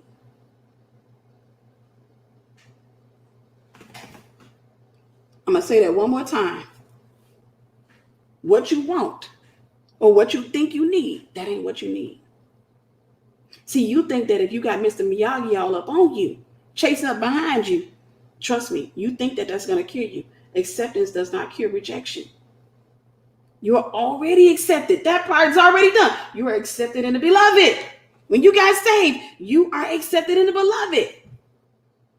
But the spirit of rejection will make you feel like you need the acceptance of people. And when you get the acceptance of people, the spirit of rejection is not cast out by the acceptance of people. It's going to still say they're not giving you enough attention. It's not enough people. You need new friends. You need new things. You need It's never enough. It will never be enough. Ever. So real quick, how do we overcome the spirit of rejection? You got to want to overcome it first and foremost. That's the first thing. I've come to understand a lot of people don't want to overcome rejection. They just want somebody to accept it. They say they want to overcome rejection, but no, they don't want to overcome the spirit of rejection, because that requires them to put in work. And they're so used to being Ahab that they don't want to have somebody that tells them you got to go do the hard work yourself. They want somebody that does the work for them. They want somebody that does the work for them. They want to be able to call you and say, okay, today, it's flare up day. Flare up. Okay, rejection, I can help you. Mm-hmm. I'm not going to lie. I felt like when you were preaching, I felt like you were talking about me. Oh, I'm so sorry. No, I wasn't talking about you. I'm talking about, I've literally worked with tons of people. So, it's things I've seen quite. Oh, yeah, but I felt like that. But can you say something to make me feel better? Read me a bedtime story. Can you? Oh, no, I'm so sorry. So, sis, and I got to sit up on the phone and try to convince you. The devil is a lie.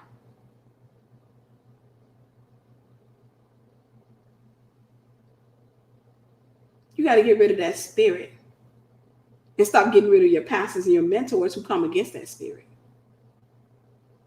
At the end, you will be forced to choose between your spirit of rejection and your covenant relationships. That's what it's going to all boil down to. At some point, there's going to be a showdown. And you're going to be forced to choose between the spirit of rejection and healing. Most people will choose the spirit of rejection. Go to tiffanybuckner.com. Most people will choose their spirit of rejection, because the spirit of rejection will always formulate this unrealistic thought in their head about what people are supposed to do for them. How if they would just talk to you and like all of your posts when you post to Facebook, and if they would just check up on you from time to time, and if they would have just do this for you and all of that, then you feel better. I need y'all to write it in the chat. The devil is a lie. I need you to write that out loud, because you need to come to understand that the devil is a lie. I know we say it sound real poetic, but you really got to come to understand that the devil is a liar. The devil is a liar, and he will never stop. He will never stop being a liar. He will never stop being a liar. He gonna keep lying to you. He gonna keep telling you that if you get the attention of your pastor or the mentor, your friends, that you're gonna feel better. If you have the attention of the entire world, that you're gonna feel better. He's a liar. There is nothing I can give you to make you feel better. I can only give you revelation. Right? A stank breath lie. I can only give you revelation. But when I give it to you, you got to take it and eat it. If you don't eat it and you put it aside and you join anything you join my channel, you join my membership, and you get the revelation, I get it, and I put it out there for you, and you get it, and you do this right here with it. Man, you don't want revelation, baby. You want me. What's in you wants to get at me. And it ain't going to happen because I ain't coming under nobody's control. I'm just not doing it. You get sold $500, $5,000 seeds in me, and you're going to find out I am not for sale.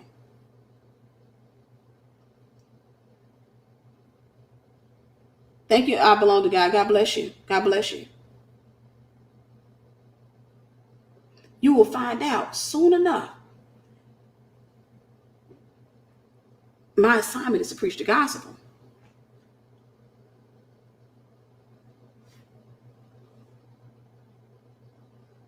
My assignment is to preach the gospel.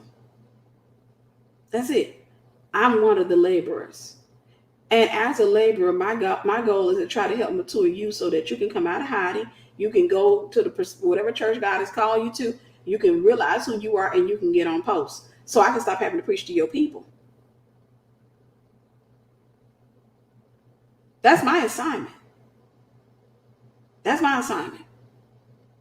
My assignment is not to coddle you. My assignment is not to make you feel better. My assignment is not to pacify the victim in you. Because a lot of prophetic people are professional victims. You don't know what happened to me. You know what I love about all the trauma that I went through? I have rarely, like literally on one hand, met people that have been through more than I have. So you can never come to me and try to make it look like your trauma is so bad that, okay, I understand all these other people but you, Tiffany, you know what, I was molested as a child and I had all these things going. You want to go there? You want me to start telling you about my childhood? You want me to start laying out stuff that I went through? Because you can never come to me. You're not going to outdo me in it. And I'm not talking about it in a competitive way. What I'm saying is, if I can overcome, if I can heal, you can heal, but you got to want it. The difference between me and you is that you probably just don't want the healing. You want the attention that the pain gives you.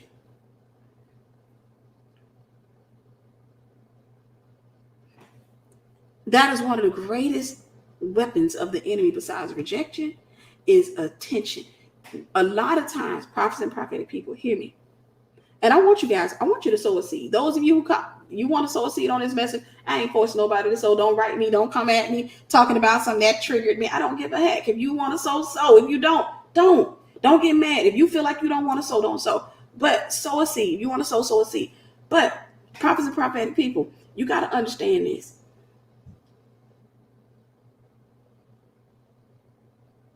The way that the enemy breaks many of you is when you don't get attention.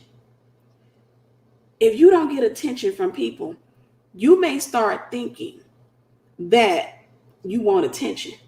And you can become an attention seeker. You can have a spirit that just wants attention. Sister Catherine, do the CashApp up there for the people who want to sow. Please.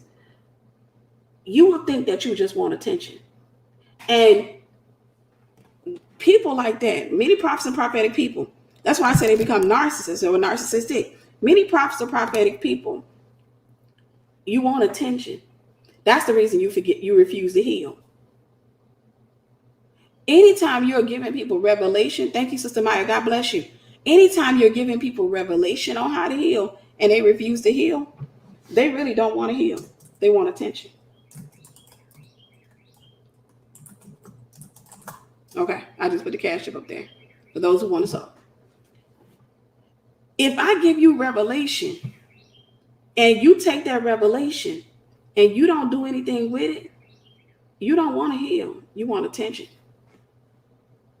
It's no different than the person who is in an abusive relationship and she come up to you and she like, he hit me, and this is what he did to my eye, look what he did to my eye, and all that. And then next thing you know, you see her, she right back cuddled up with him.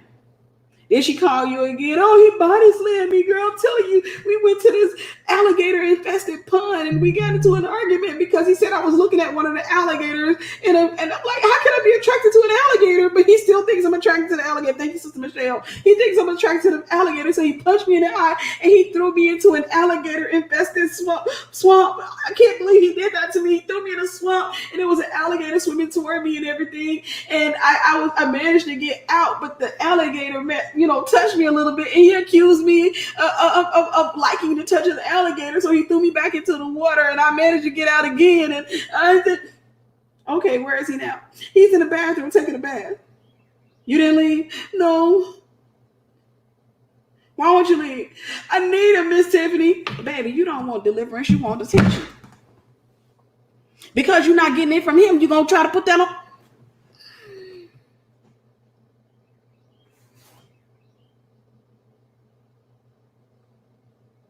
You don't want healing, you want attention. Thank you, Sister Nigel. God bless you, sis. You don't want healing. You want there are many of you out there because you didn't get attention from your mom, because you didn't get attention from your dad. That's a disease. I'm telling you, that's a disease. There are people out there, they'll go to therapy and they do more talking than the therapist. They'll sit up there, they don't want healing. And I think a lot of times when we get into coaching, mentoring, and pastoring, when we get into that kind of stuff, we come to realize, thank you, Sister Angel, God bless you. We come to realize, hold up, somebody else has on, I want to make sure. Thank you, Jade. Sister Jade, God bless you. We come to realize not everybody want help. That's why we stop trying. If you ever want to know why a pastor or anybody will stop trying with you, is because they come to realize that you really don't want help. You want them. You want their attention. You want them. They give you the revelation, and here you go right here. I got it. Thank you. But when can we go to lunch? You really don't want help. You want people. You were accepted in the beloved, but you don't want that. You don't want God's acceptance. You want the pastor's acceptance, the mentor's acceptance. You want attention. That's it. And if we give you attention, it's still not going to be enough, because it's not enough to cast out that demon. What you need is in him. But you don't want him. You don't want him. You want us. You want our attention. Thank you, Sister Victory. God bless you. You want our attention. You want us to look at you.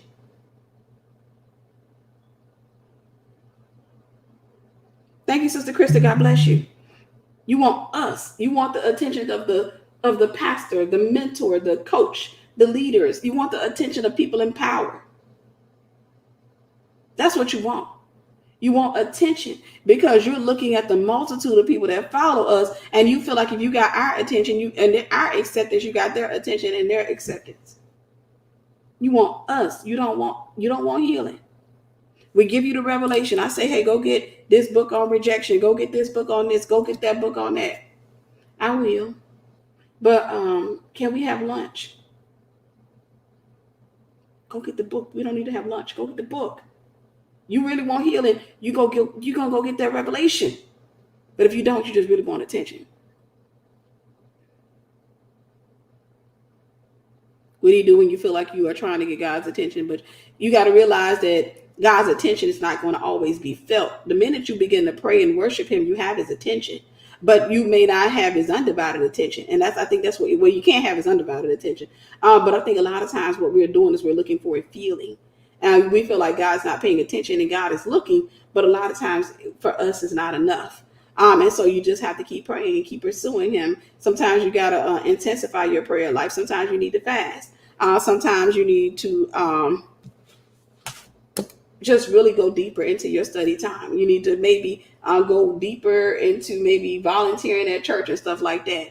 So you got God's attention. If you are, he says, seeking, you shall find. If you're seeking him, then you'll find him. But it may not be a feeling. And I think that's what happens with a lot of people, is that they're looking for a feeling. They want to feel goosebumps. They want to feel like God's in the room. God can be in the room and you not necessarily feel, because maybe your heart has been hardened, so you're not sensitive to his presence. You're not sensitive to his presence. All right, guys, I'm going to get ready to go. But I wanted to come and give you guys this realistic view of rejection. I wanted to give you a realistic view of rejection, because I want you guys to come to understand. You say you feel good with your book, but I want you to understand what rejection does, how unrealistic it is. And if that's been you, hey, just repent and change your mind. I'm not telling you that, hey, you're condemned and you're a bad person. What I am saying is that, okay, it's time for you to make a change in the way that you think. You got to change your perspective. And that way that you can go into places and you can be taught, because sometimes the greatest teaching that your leader can give you is not them giving you their attention. Sometimes the greatest deliverance that you get through is not getting their attention. Sometimes the greatest deliverance you can get is not getting their attention, because it forces you to realize, why do I feel this way? Then what you gonna do about it? If you would much rather invest time into writing them a long stupid note than getting a book and praying, you really don't want healing, you want attention.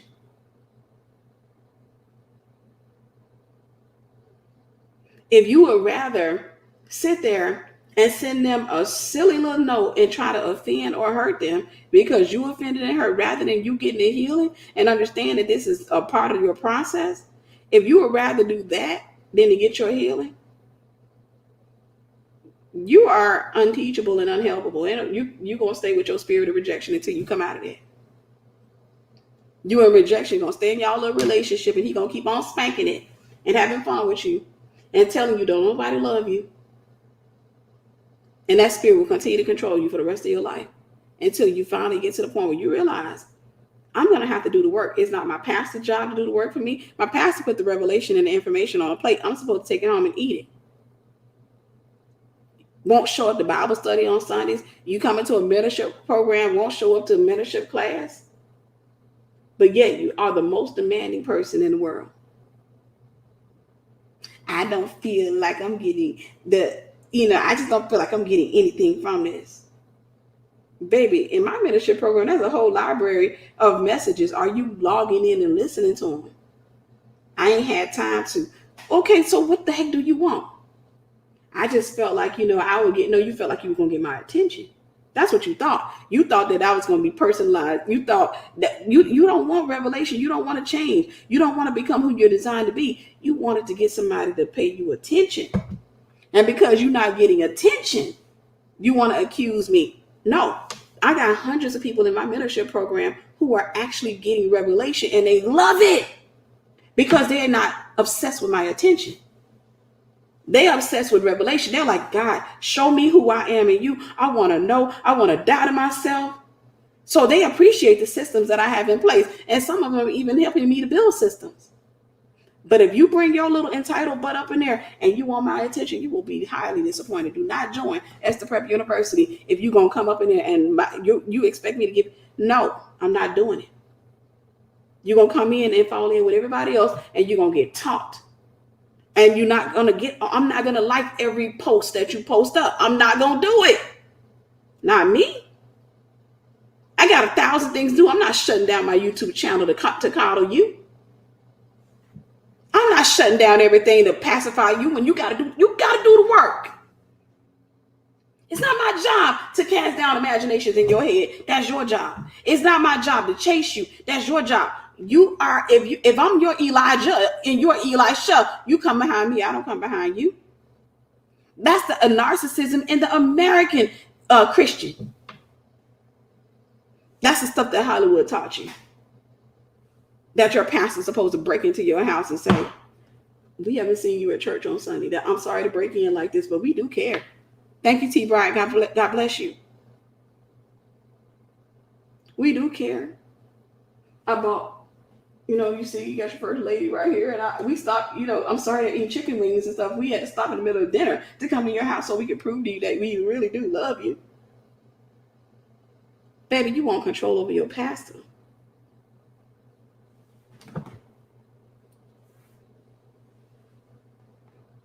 You book one this morning, you'll get an email today. Typically, I respond before the close of the night or what have you. Sometimes it can be the middle of the night, but I typically respond and ask you if you're available.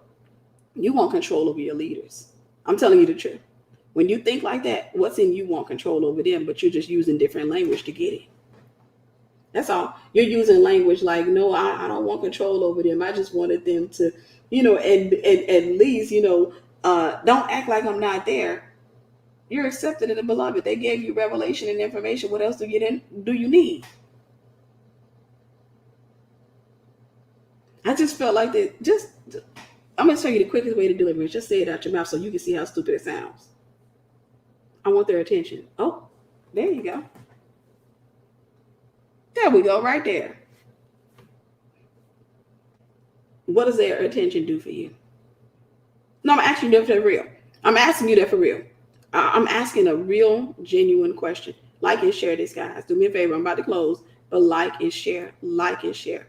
I'm going to ask you a real, genuine question. If you wrestle with rejection, I'm asking a real, genuine question. Anybody can answer it.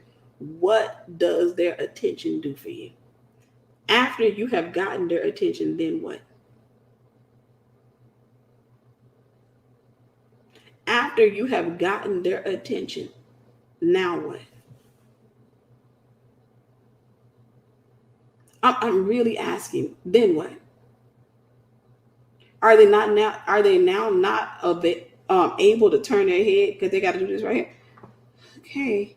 Can we give attention to our children now? Because we do have kids. Right, endorphins. But it's really feeding that demon. That's right, us as Letitia. You're really feeding that spirit. It pacifies the belief that other people have done you wrong when they didn't, when the problem was you with unrealistic expectations. It makes you feel connected. Yeah, and that's the thing.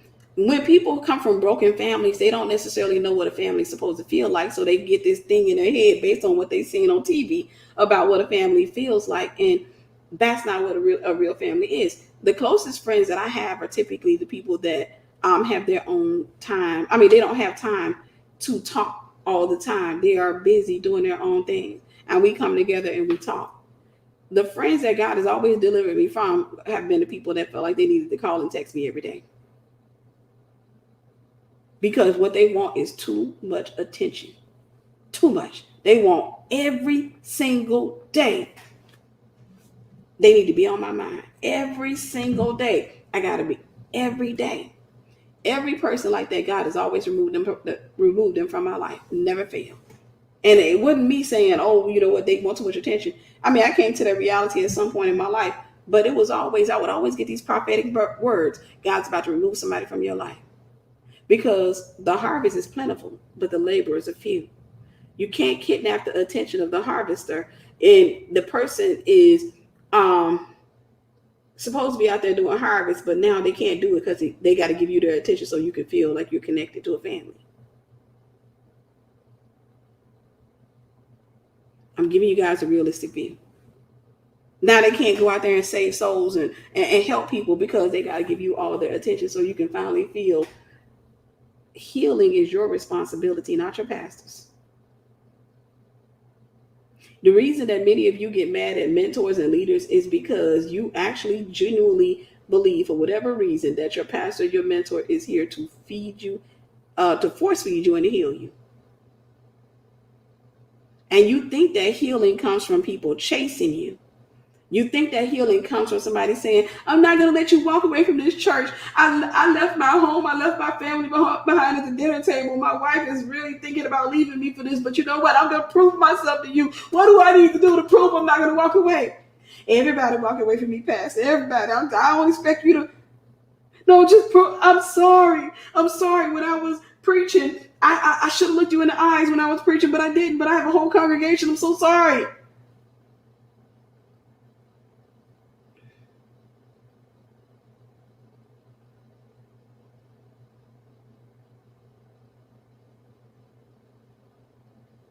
So sorry. So sorry. Sorry. What do you want from me?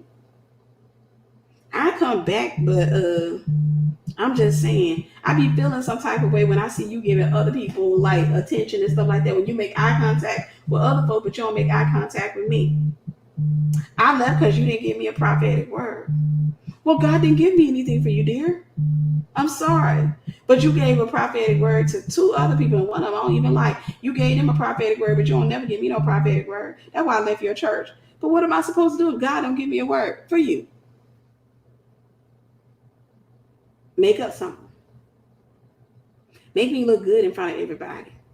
Call me to the front because I want to go up here. So everybody behind me that I'm mad at can look at me and say, oh my God, we think we offended one of God's truly anointed. I call that stuff out. See, I call the thoughts that you have in the back of your head to the forefront, and you didn't know that God saw those thoughts. You didn't know God saw them.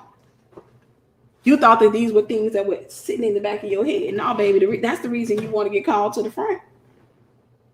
You want people to call you up there and prophesy to you, and it ain't even, you won't even remember the prophetic word when they're done. You just want to hammer at your haters, and that's why God ain't allowed you to get a prophetic message.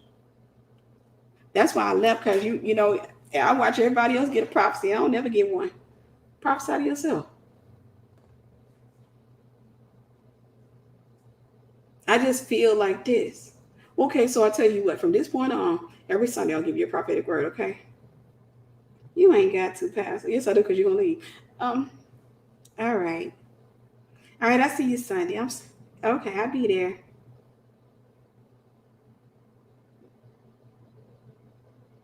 I'll be there. Then now you leaving again. Why are you leaving?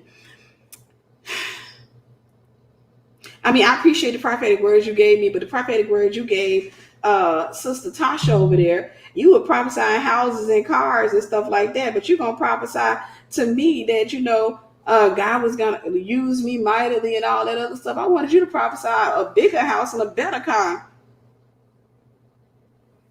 And that's why I had to leave, because I need somebody to prophesy in the way I need them to prophesy, because I need to be made look good, Pastor. And I know it's crazy and everything, and I know I got to get some help. But Pastor,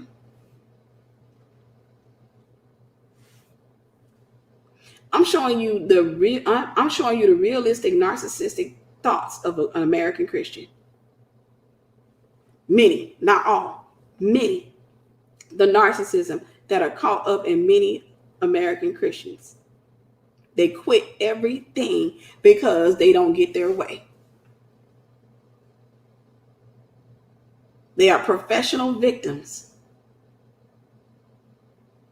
And unfortunately, many prophets and prophetic people leave this earth never having accomplished the real purpose that they were designed.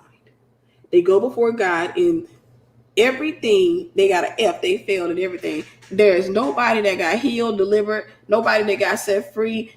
There's nobody raised from the dead. They never did their job because they made their lives all about them. When the time came for them to heal, they had to choose. Hey, when you heal, you're going to have to give up all this attention you've been getting. I got to give up the attention. Yeah. And you got to become, okay with being ignored and feeling ignored, because that's just a part. It ain't about you. Can I think on it a little bit longer?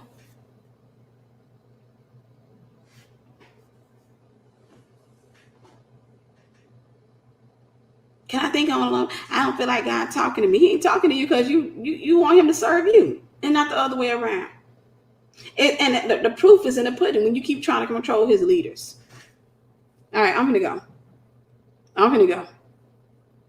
I had to come out here and deal with this, the narcissism that is out there. And for many people who identify themselves as prophets and prophetic people, empaths, the narcissism that many of you are dealing with because of one, what was done to you, and two, because whenever you got some attention, you said that, this is good.